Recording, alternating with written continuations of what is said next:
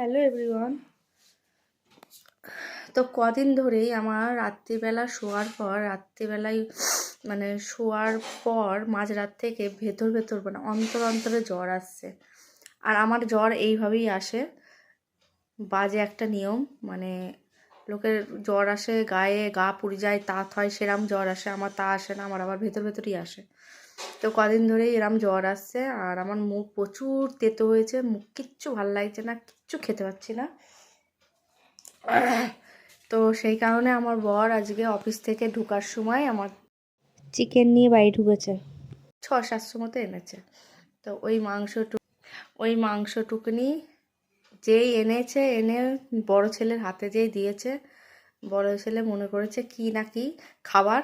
বড় ছেলের হাতে যা হাতক দিয়েছে, আরও 3 ছেলে ওই প্যাকেটটা নিয়ে ছুটছে রান্না করে খাবার খাবে বলে। তো তারপরে দেখছি লাস্টে প্যাকেটটা রেখে দিয়ে 3খানা কলা নিয়ে ছুটছে। আমি বললাম, কী রে, তোর বাবাকে ওটাই করে কলা নিয়ে এসছে? তো বললে, না, দেখো কী এনেছে। কিন্তু আমি খুলে দেখছি মাংস নিয়ে এসছে। তা আমাকে বলছে ওটাকে কষা কষা করে রান্না করো, আর 2টো ভাত করো, দিয়ে খেয়ে দেখো পারো কিনা খেতে ঝাল ঝাল করে। তো ওটা নিয়ে এসে আমার আরও খাটনি বাড়িয়ে দিয়েছে। আমার না আনলেই হতো, আমি না খেয়ে থাকতাম তাও আচ্ছা বলি। তা আমার ছেলেরা শুরু করেছে মাংস কষা কষা করে, মাংসের সঙ্গে ভাত খাবো না, লুচি খাবো। আমার তো মনে হচ্ছে এই মাংসটুকুনি এখন টানবে ফেলে দিই, আমার আর দরকার নেই। আমার শরীরে পাচ্ছে না, করবো না। তো তাতে আমার বড় ছেলে ময়দা মেখেছে, মেজো ছেলে বেলে দিয়েছে, বড় ছেলে সেকেছে, লুচি হয়েছে, আর হয়েছে পরোটা, আর এখন মাংস হবে। আমি বলেছি, বড় ছেলেই বলেছে করবে, ঠিক আছে কর। মানে শরীর একদম বইছে না। তো এই যে এখন পরোটা হয়েছে, আর ময়দা তেল ঘরে বাড়ন্ত। যেহেতু আমার শাশুড়িকে এর আগের রবিবারে কলকাতায় ছুটি দিয়েছিল, অপারেশান হয়ে গিয়েছিল, তো ওকে নিতে গিয়েছিলো। আর আমরা রবিবারেই বাজার করি, নাহলে তো টাইম পাওয়া যায় না, অফিস থাকে। তো সেই কারণে ময়দা সব ঘরে বাড়ন্ত হয়ে গিয়েছে। 2-3 কেজি করে ময়দা নিয়ে আসা হয়, 2 সপ্তাহ আনা হয়নি।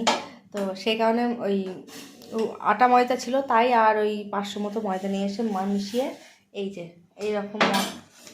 আর এই ময়দা খেতে আমার ভালোই লাগে বেশ, আমার বড় ছেলেও পছন্দ করে। এইরকম একটু কালো কালো হয় ঠিকই, কিন্তু আমার আবার ছোটো ছেলে আর বর আমার এরা পছন্দ করে না, এরা আবার সাদা ময়দা খেতে ভালোবাসে। তো এটা আবার নরমও হয়, করতেও সুবিধা, খেতেও ভালো লাগে আমারও। এই হয়েছে, আর এখানে লুচি হয়েছে, আমার বড় ছেলে করেছে। আর এখন দুধের ছানা খাচ্ছে, এই যে।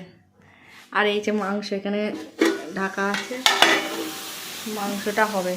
তো চলো মাংসটা করুক। ওই বললো আমি করছি, তুমি গিয়ে বসো গা। তো এর মুখে একদম কিছু, জল পর্যন্ত খেতে পাচ্ছি না। বড় ছেলে রান্না খেয়ে তোমাদের টেস্ট করে বলবো কেমন হয়েছে। সবটাও করেছে, মেখেছে, বেলেছে, সব কিছু। এখন মাংসটাও করবে। তো চলো, ভিডিওটা অনেক বড় হয়ে যাচ্ছে, পরে ভিডিওতে আসছি।